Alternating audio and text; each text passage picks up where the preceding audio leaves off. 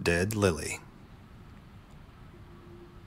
Dunstan left his office late, 11:37 on his phone, and the clouds were low, like a quilted blanket hung between the concrete buildings of the cheaper part of Keston's banking district. He loosened his blood-red tie as he walked towards his car. It was low and black, like something from an Aliens film with wheels. Low, but lower than it should be. Oh, fuck. Dunstan swore to himself in the empty private parking space. The wheels on his car were slashed. Bloody occupy my ass. He turned up the collar on his suit jacket against the autumn cold and got out his phone again. Should he call someone to fix his tires? He stood for a moment, watching his thumb browse to the search engine, the search bar blinking. He switched back to the homepage. He would walk.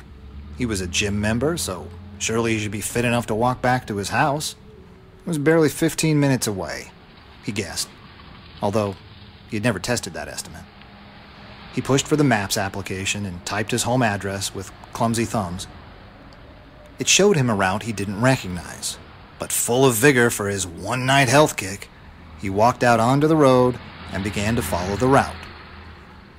October 31st, Halloween. He walked past pubs full of plebes in costumes, plastic white masks with drooping mouths, or Guy Fawkes grins printed en masse in China by anonymous slaves to corporate business. He knew money. Let the little folk have their fun. He had power over their lives, their mortgages, their everything. 1 year. The name Edith Braithwaite came to his mind, but he wouldn't think about her. Dunstan was single, but richer because of it, and he could hire company for the night if he wished, though his heart wasn't in it. The map app spoke from his pocket, guiding him through the streets. Turn left now. Dunstan was left-handed, although he preferred to say sinister, using the old version of the word. A left-handed person wasn't to be trusted, he thought, and chuckled to himself. Maybe there was something in that. After all, it was 1 year.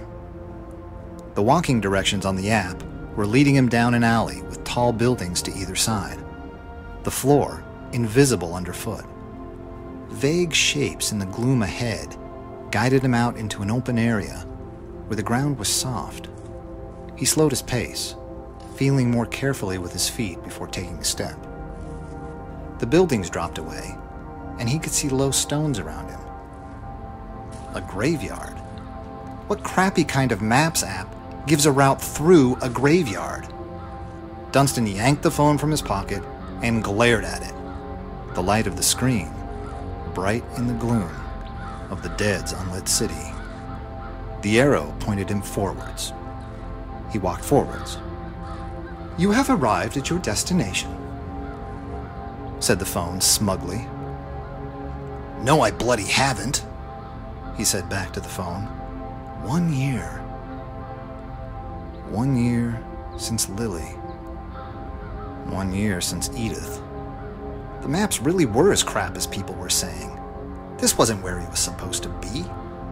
He retyped his address into the directions bar. At the next junction, turn right. He pushed the phone back into his pocket and squinted into the gloom, following the path through the stones. He took each turn as the phone instructed. How big was this graveyard? You have arrived at your destination. The same tone and the same place. Dunstan stamped his foot in irritation. His thumb flicked on the torch function. He would guide himself home. As he turned the torch around, trying to get his bearings, it fell on the closest stone. Edith Braithwaite. He froze. 1 year. He remembered Lily. 1 year ago.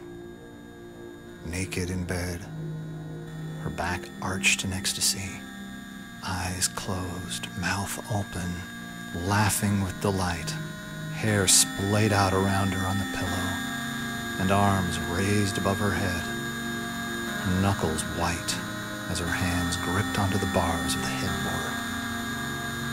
Dunstan had watched her through the partly open bedroom door, seeing her react to the slightest touch, the caresses of another man.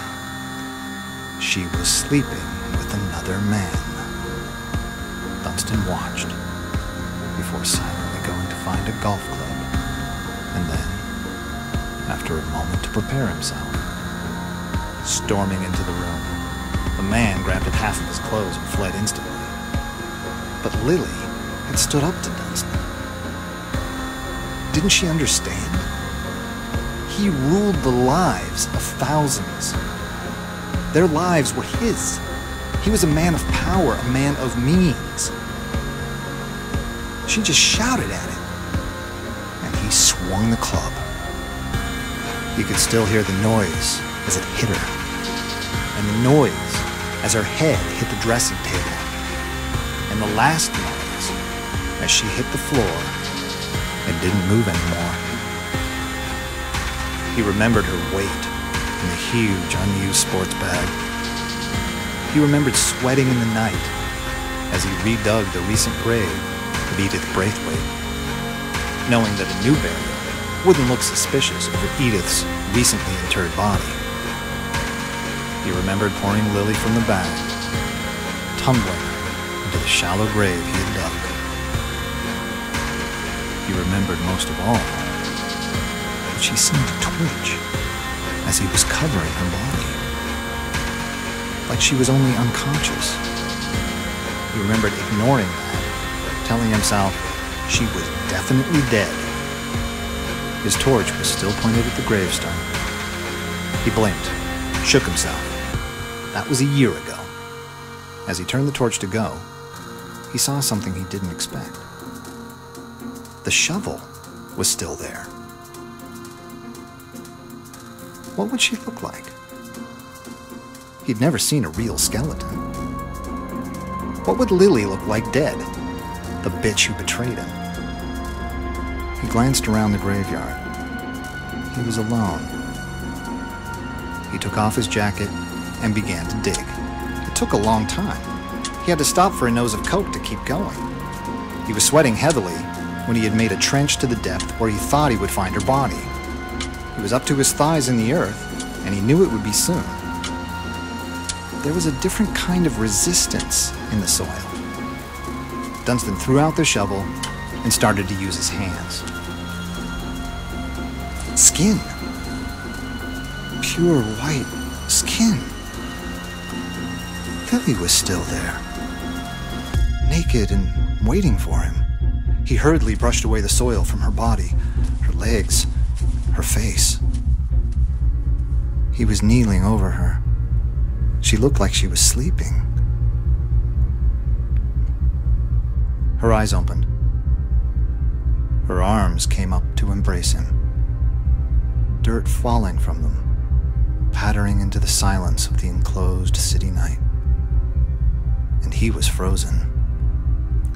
Slowly, he was drawn down towards her lips. As he kissed her, he felt her arms tighten around him, and he heard the ground shift. Suddenly, it wasn't only the strength of her arms holding him, but the soil of the grave was falling onto him too. In the last glimpse of light, he saw her mouth open. He heard her laughter again. He struggled, but dead Lily's arms held him close as the earth settled over him, and he gasped for air through the dirt filling his mouth. The weight pressing him down as he struggled, kicking and fighting without any gain. His throat and chest burnt as his last breath tried to push against the dirt, locking him motionless in Lily's mocking embrace forever. her triumphant laughter still echoing in his ears. The end.